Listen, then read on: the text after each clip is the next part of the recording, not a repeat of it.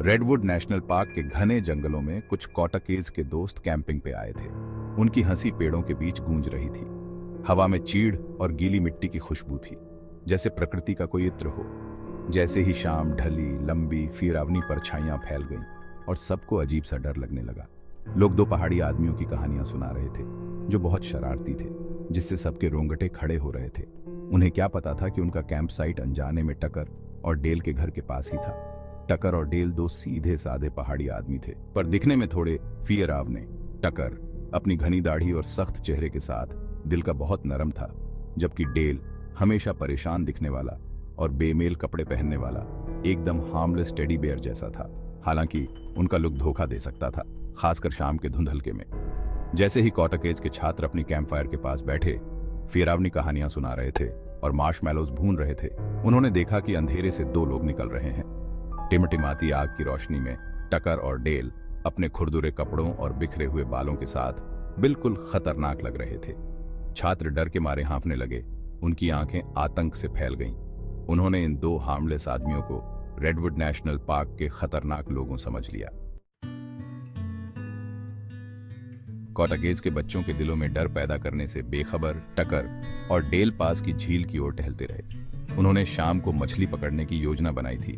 वे उस legendary catfish को पकड़ने की उम्मीद कर रहे थे, जो उसकी गंदी गहराई में रहती थी।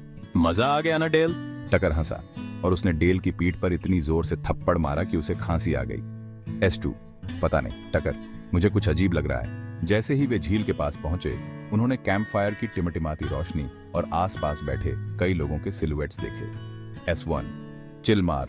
डेल, तुम हमेशा वहां परछाई देखते हो जहां कुछ होता ही नहीं है। क्या हमें हाय बोलना चाहिए? S1, अरे देखो, लगता है हमारे साथ और भी लोग हैं। क्यों नहीं, अपने पड़ोसियों से मिलना हमेशा अच्छा होता है। टकर और डेल को इस बात का अंदाजा नहीं था कि उनके आने से कॉटकेज के बच्चे डर के मारे फुसफुसा रहे थे। ये वो हैं पहाड़ी आदमी। हम सब मरने वाले हैं। जैसे ही टकर और डेल करीब आए, उनकी दोस्ताना बातें बच्चों की चीखों में डूब गईं। चार्ड ने मोर्चा संभालने का फैसला किया। पास में पड़ा एक लट्ठा पकड़कर उसने उसे मेनेसिंगली लहराया। पीछे हटो वरना पछताओगे। टकर और डेल इस हॉस्टल स्वागत से भौंचक के रह गए और वहीं रुक गए। ये क्या हो रहा है? मुझे लगता है कि वे गलत समझे हैं। टक। इससे पहले कि टकर कुछ जवाब दे पाता, कॉटकेज के स्टूडेंट्सों में से एक एरिन नाम की एक छोटी लड़की घबरा गई। वह दौड़ने के लिए मुड़ी, एक पेड़ की जड़ से उसका पैर उलझ गया और वह सिर के बल झील में गिर पड़ी। हाय राम, टकर चिल्लाया और झील के किनारे पर भागा। बिना किसी हिचकिचाहट के वह एरिन के पीछे झील में कूद पड़ा। उसका भारी शरीर पानी में गिरते ही एक अजीब सा छपाका उठा। इस बीच डेल किनारे पर ही खड़ा रहा, उसका मुंह खुला का खुला रह गया। वहां खड़े मत रहो डेल, चार्ड चिल्लाया। उसने टक्कर के इस हीरोइक काम को गलत समझ लिया कि वह उस बेबस लड़की को ले जा रहा है। उन्हें पकड़ो।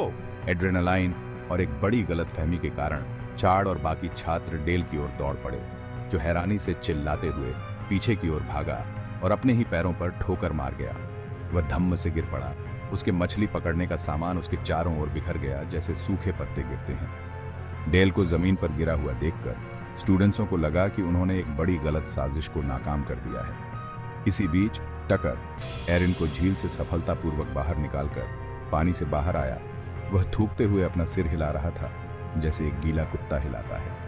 वह यह देखकर हैरान रह गया कि उसका सबसे अच्छा दोस्त गुस्से में भरे कॉटकेज के स्टूडेंट्सों से घिरा हुआ है। यहाँ क्या हो रहा है? वह गरजा। उसकी आवाज में भ्रम और चिंता का मिश्रण था। जैसे जैसे शाम ढलती रही, झील किनारे की स्थिति और भी कंफ्यूजनित करने वाली होती गई। टकर और डेल एक बड़ी गलतफहमी का शिकार हो गए थे और असली कहानी अभी सामने आनी बाकी थी। गलतफहमियां बढ़ती रहीं क्योंकि और छात्र झगड़े में शामिल हो गए। हर कोई अपनी कहानी बता रहा था। इस अराजकता के बीच सच्चाई डर और संदेह की परतों के नीचे दबी रही।